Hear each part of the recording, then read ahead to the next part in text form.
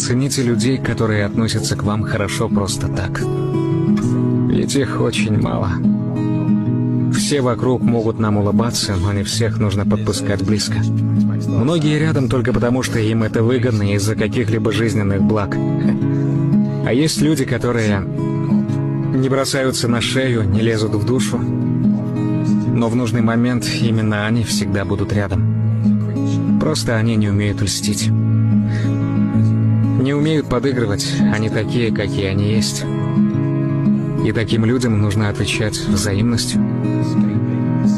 Нельзя плевать в душу человеку, который по-настоящему дорожит тобой.